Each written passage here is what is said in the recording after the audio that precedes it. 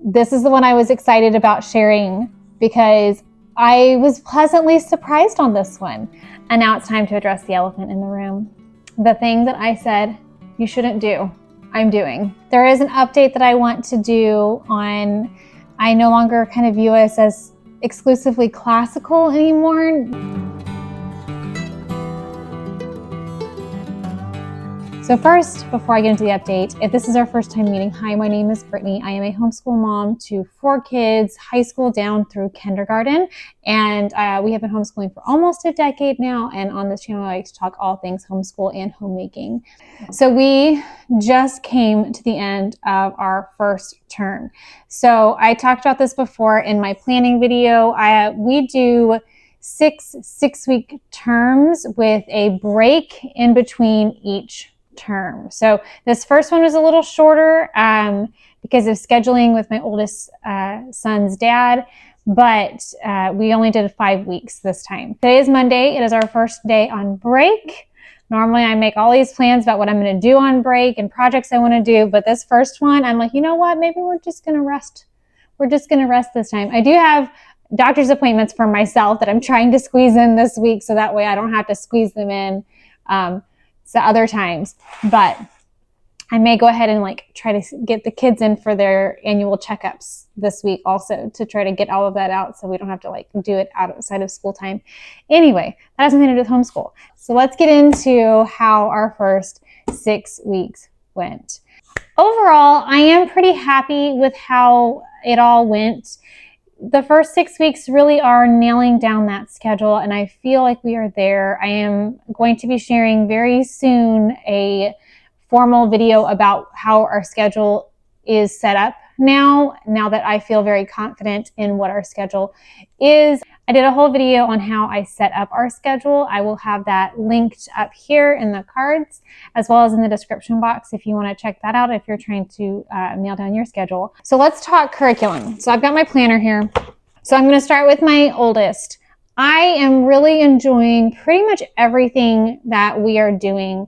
He is in 11th grade. I think my favorite thing that we are doing is the world religions and cults. We are doing that from master books, and I did not do the worksheets, how I am having us do world religions and cults.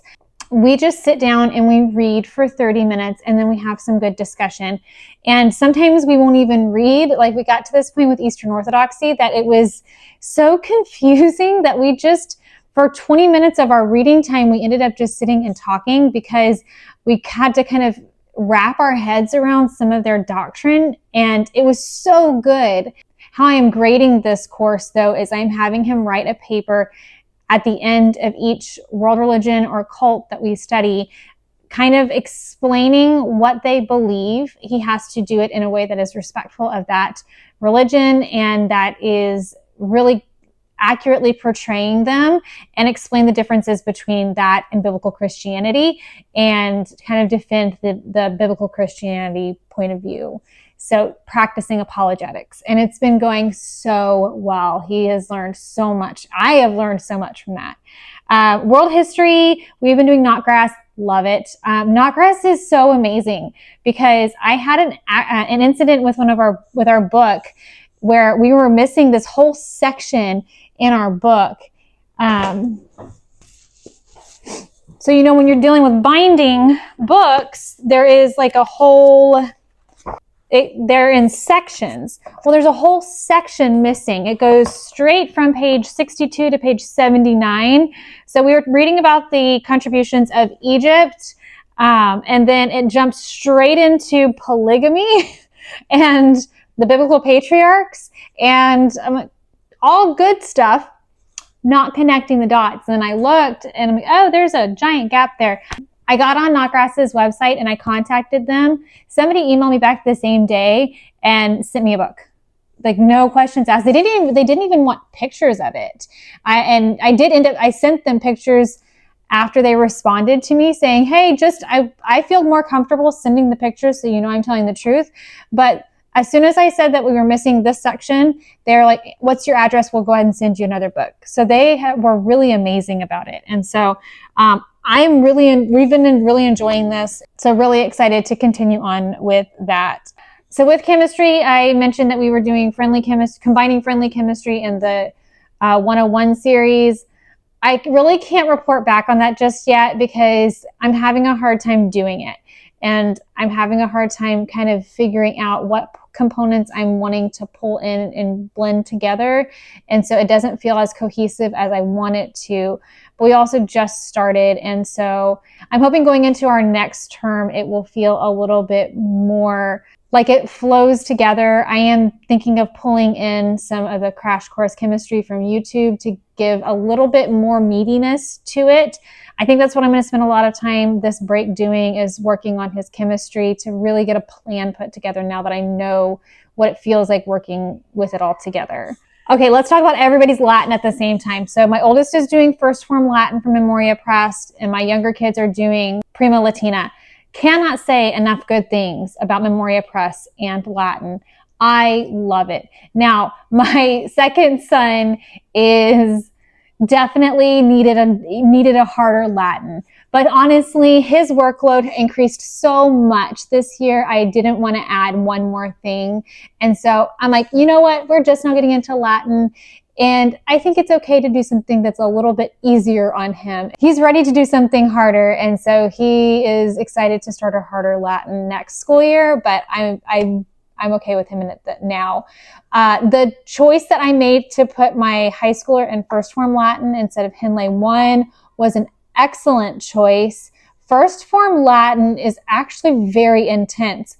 You're supposed to start first form Latin in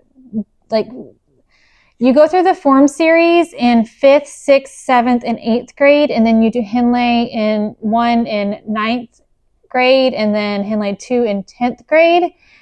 And I'm trying to figure out how my 9-year-old, when he gets into 5th grade next year, is going to do first form Latin, because good gravy, it's intense. I'm really glad that he's not jumping into Latin with that, and that he has this experience with Prima Latina, because first form is very intense. If you have a kid who is in 4th, even 5th grade and has no experience with Latin, I think Latina Christiana would be a much better choice for someone with no experience, because first form is very intense. EIW for my oldest, still love it, still working great. The grading service hasn't opened up yet as of last week. I need to check again this week to see if it's opened now. And so I have not been able to submit his papers yet. So we were kind of backlogged on that for right now. So I'm going to have to get those uploaded. The grading service they start in sometime in August, and then it runs through, I think, June of next year. And so he's been working through it, but he just hasn't been able to turn any of his stuff in. But my experience is the grading service is awesome, and it's totally worth it. Denison. Okay. This is the one I was excited about sharing, because I was pleasantly surprised on this one. I didn't think that I was going to like Denison, but the report back is things actually make sense now. And I'm so pleased to hear that, because with this particular child, math was something that was a struggle. He is so creative, and so math was not something that came extremely easy to him. And so it's things that didn't make sense before when he did Algebra 1 are now making sense. And so I'm really excited for him. He still does not love math, but at least it makes sense. We don't have to love every single subject. At least it makes sense, and that's what's most important. I'm really happy that we decided to go with Denison. Okay, moving on to my 4th grader. I will cover my 4th grader and my 2nd grader with math, because I have the same report for Christian Light Education math that I always have with Christian Light Education math. I love it. I love it. Now, 4th grade is definitely more intense. It really picks up. The workload is a lot. It's so good. But if you are looking for a math that's only going to take you 20, maybe 30 minutes, CLE is not going to be the math for you. Christian Light Education for 4th grade, I would say 3rd grade and up, you need to dedicate an hour for it. It's going to take you an hour to get through it. Maybe 45 minutes if you don't have issues with kids getting sidetracked or anything, and you have a child that can just sit and focus. But I really think setting aside an entire hour to do math is important. So break it up, have a time for lesson and a little bit of practice, and then have a review time. That's what we do, is everybody does their review work in the morning before breakfast. And then we'll do lessons immediately after breakfast and chores. And so that's how we break it up. So it's not so much work, but it is a lot. But it's so, so, so good. Every time it's like, man, I kind of wish we could do a lighter curriculum that doesn't take as long. I'm like, no, because it's too good. It's too good. I'm not switching. Okay, Memoria Press for grammar for my 4th grader. It's really good. I really like it. I feel like a lot of the drilling, I love the drilling of the grammar facts. So far, we've just been doing Unit 1, which has been capitalization rules. And so, how it's set up is you drill the capitalization rule, and then they copy it down with some examples. And then for the next 2 days, you dictate the example. So they practice this rule. So it's not just that they're just hearing this rule and just memorizing the rule. They're having to practice doing this rule. And then they have exercises on the next page for Tuesday and Wednesday, where they are going and circling and applying this in other things. And I love that. And so I have no complaints on grammar. It is a win. And now it's time to address the elephant in the room. The thing that I said you shouldn't do, I'm doing. So I am very anti-curriculum hopping. I don't think that, as a general rule, it is a good idea unless it's absolutely necessary. It pains me to admit this. It seems like every time I make this big generalized statement, the Lord comes back and tells me, like, oh, watch it, because I'm going to show you that this does not always ring true for every situation. So spelling for my 4th grader. So I have finally bit the bullet. I don't have anything to show right now because I ordered it 2 days ago, and we are going to be doing all about spelling. So with my 4th grader, when he was learning to read, initially I thought maybe he had dyslexia because of the way that reading wasn't clicking. Come to find out, he just had really terrible vision and he was very farsighted.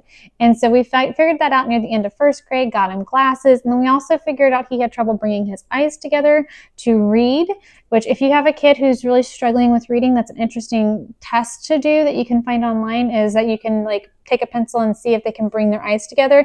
You have to be able to bring your eyes together in order to read words in front of you. And so if you have a kid who's struggling with reading, that's something to look into. Can they do that? Because it's very simple to fix. It just involves consistent exercises. We spent a lot of 1st and 2nd grade doing eye exercises.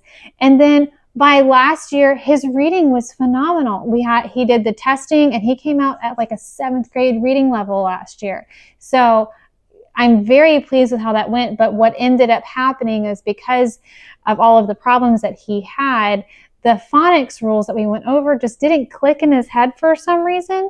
So I was going to just keep pushing forward with doing spelling workout, but after talking it over with my husband and talking it over just and praying about it, I really felt like we needed to go back and really reinforce the spelling rules. So I was trying to bring a supplement in and just keep using spelling workout, and I was trying to just hone in on the rules that they had in the book, but it was so hard to do. It was so hard to implement. I even got on ChatGPT and had it make me a list of all of the rules and some ideas on doing cards and stuff like that. But it was so much work. And so I was talking to my husband about it, and I told him, I really would just love to put him in all about spelling and take some time and really just carve out that time to work on to really focus on mastering the spelling rules. Because of some of the gaps that he had, it recommended to just start with level 1. So we are just starting from the beginning, and I'm going to let him work through it as fast as he can. So we're going to do level 1 and get as many levels done this year as we can and try to get him in a better place with his spelling by next year. It's going to be interesting because I know all about spelling is a lot of work. It's very teacher intensive. So I'm a little nervous on that, but I know that it's worth it. So what we're going to do, this flows kind of into his writing and rhetoric. I adore writing and rhetoric. It is so good. And we have started doing it at our own pace and not following an exact schedule with it. And I'm going to keep on doing that. But I have decided with that we are going to separate spelling and writing.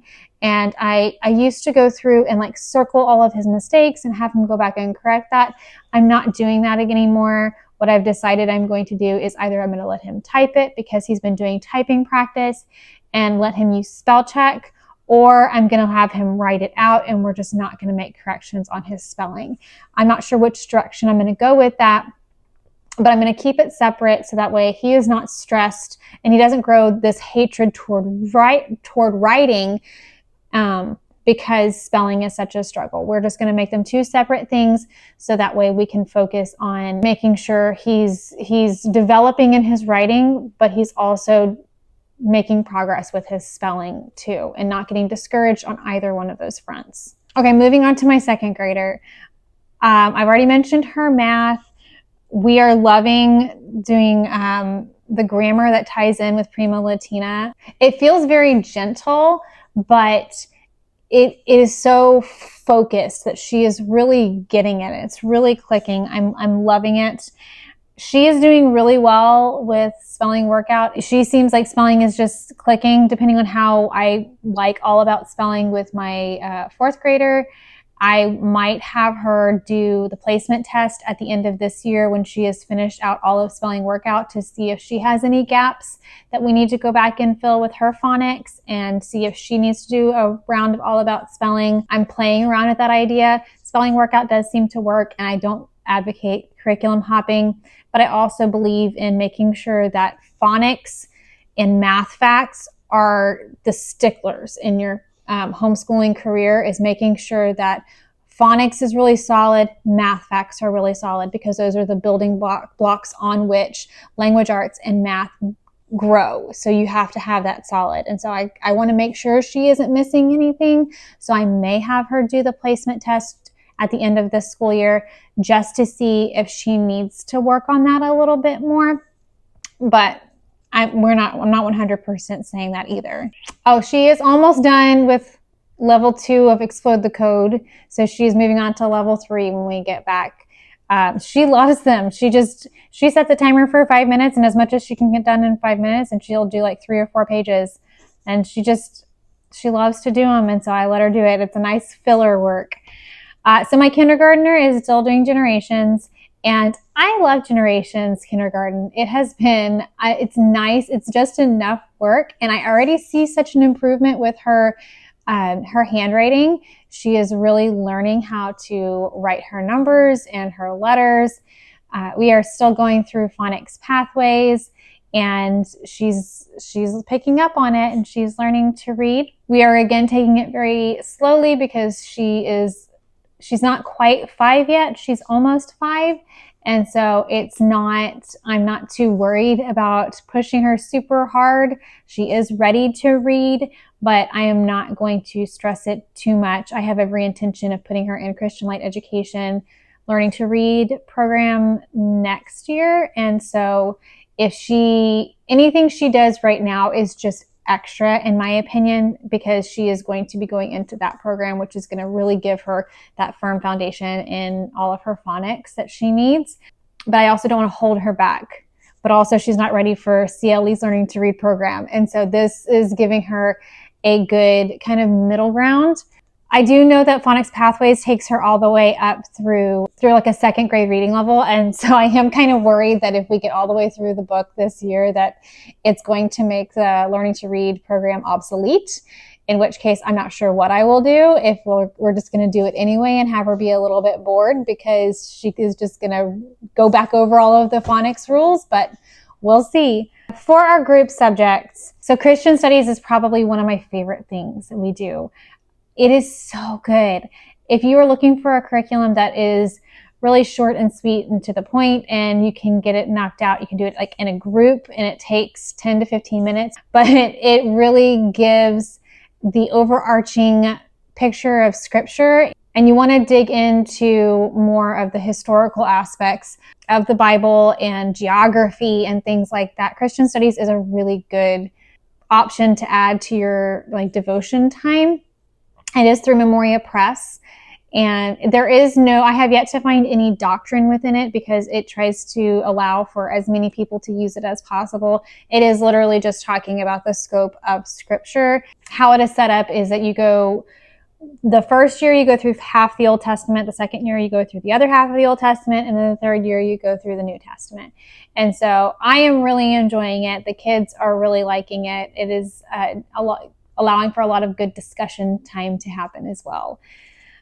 History, still loving story of the world, no complaints. I do wish that I had my curriculum written out at this point.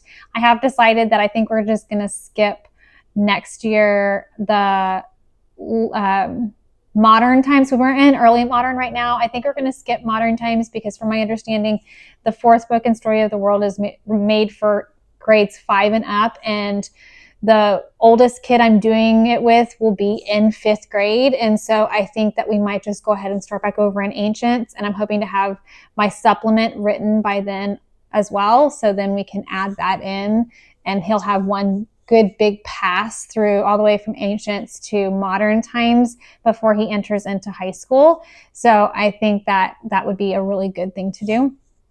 But I'm still really loving it. And so I have no complaints. Lastly, we have elementary science. We have science. We're doing Science Shepherd. It's good. The introductory science feels like introductory science. It says that it's for ages like up through 4th grade. And my 4th grader he likes the videos, but the workbook is like crazy easy for him. So, I mean, for me, all science in the elementary years is kind of extra. And so it's science. And so I'm counting it, but I kind of wish it was a little bit more challenging. And so it feels like it would be a really good curriculum for, 1st through 3rd grade, maybe. I think 4th grade is a little too easy for a 4th grader. And so if I try it again, if we do it again next year, which we probably will because I don't like teaching science, we will probably do one of the harder levels. Oh my goodness, this got really, really, really chatty. So that is our entire update. I should have had notes, but honestly, I'm not sure that would have helped. There's just a lot to process, a lot to go through. Overall, I'm okay with how for term 1 went. There is an update that I want to do on, I no longer kind of view us as exclusively classical anymore. The more that I am getting into the way that I prefer to teach certain subjects, I think that there is a lot of overlap with Charlotte Mason that I just can't walk away from. I was a Charlotte Mason homeschooler for so long, and there's so much goodness and beauty.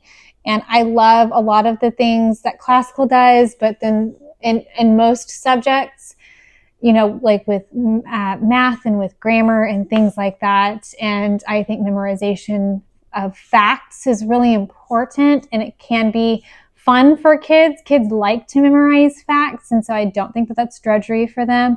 But then when it comes to history, I love just being able to read good literature and having narrations, and I believe in written narrations, but I also believe in formal writing instruction. So I'm going to do a whole video on, I think that as I am really realizing my philosophy on education, that it isn't exclusively able to be placed into the classical or the Charlotte Mason category, because it depends on which subject you're asking me about, because I think that both have value and it can be blended together very beautifully, and still making sure to give them a solid education. But I don't want to get too far into that because I've already talked your ear off. If you made it this far, thank you. I am so sorry. I had to just get all of it out. I have 4 children. There's a lot of information.